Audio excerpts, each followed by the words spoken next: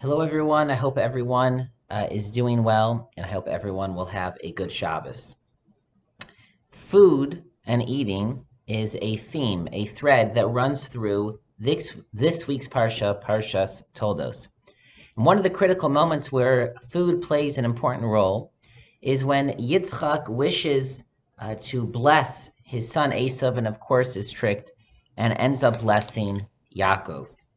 The Torah describes that Yitzchak calls his oldest son Esav in, and he tells him, "Tzei hasadeh v'tzuda li tzayid, go out and hunt for me game.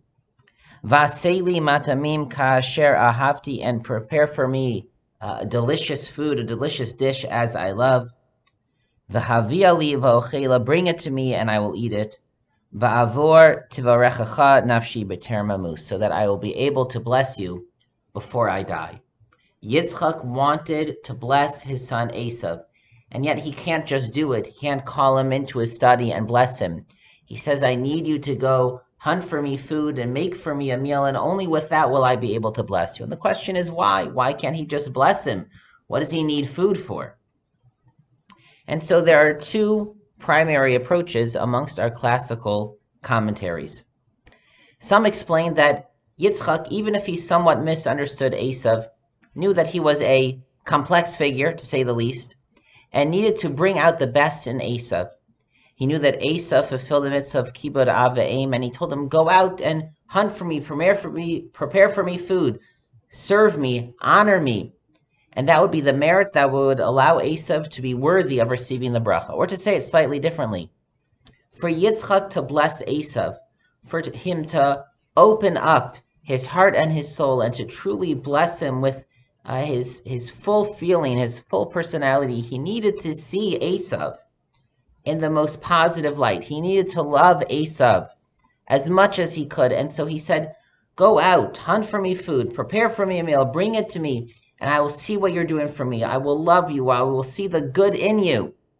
And that will allow me to bless you. That is one interpretation. The second interpretation, also offered by our classical commentaries, Rabbeinu Bechaye, the Ramban, explains differently and says it actually was really just about the food itself, believe it or not. That Yaakov, to achieve the state, the spiritual state, perhaps the prophetic state, to be able to bless Yaakov, to conjure those spiritual powers, he needed to be in a state where his body, his soul, his mind was at ease, was in a joyful state. They compare it to the prophet Elisha, which is recorded in the Navi, that Elisha, in one moment, in one incident, when he wanted to achieve a prophetic state, he called musicians to play for him music, to put him in the right state of mind so he could connect to and find that prophetic state. Even the greatest of the prophets, even Abraham, Yitzchak, and Yaakov, were humans. And humans can never be totally separated from their body. And so he needed something to help him. And yes, maybe it was just amazingly delicious food.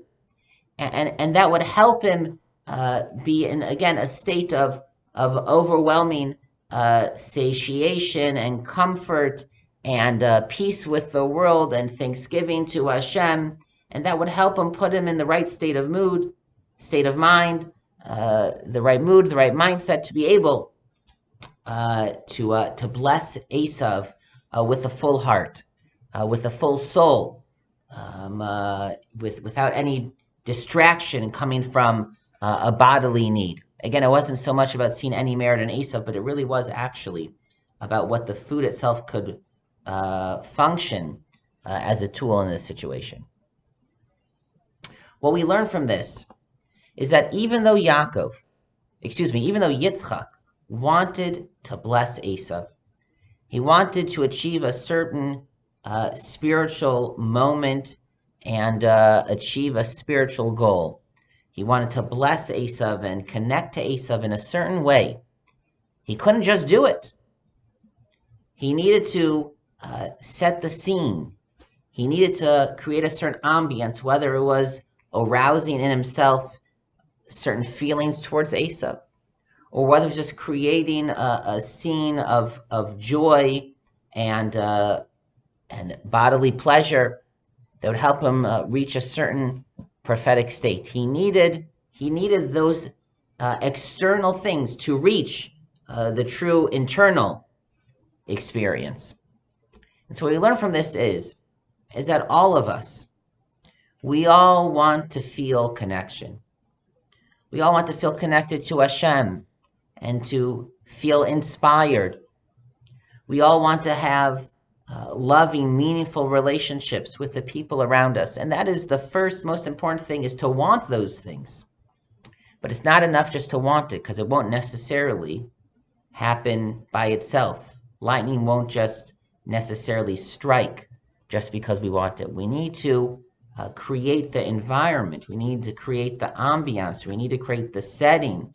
We need to create the ecosystem in which we live, so that that inspiration or that connection will occur more easily and more naturally. We all want Shabbos to be meaningful. We all want Shabbos to recharge us. So it's important to create a Shabbos atmosphere in how we prepare the house and how we prepare, delicious and more elaborate meals than we normally would have, and how we dress and what we read and what we study. And these are, to some degree, superficial things, yes, but that is what creates the ambiance, creates the setting, so that we'll be able to connect, so we will not be distracted, so that we will find inspiration.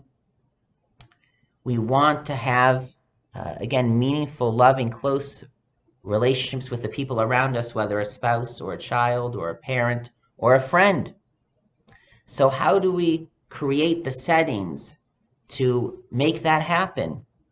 Yaakov wanted to love Esav, but it's hard to just turn on the intensity of that emotion. So he said, make for me a meal. Let's make a nice experience. Let's create an intimate setting for us, and I will feel that love and I'll be able to bless you.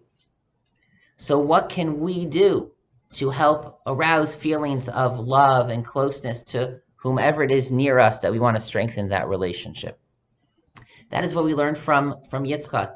Even Yitzchak, one of the Avot, he couldn't just turn it on, whether it was love for Esav, or he couldn't just turn it on, whether it was connection to Hashem, a state of prophecy to instill that blessing. He needed externalities. He needed the setting, the scene to help him.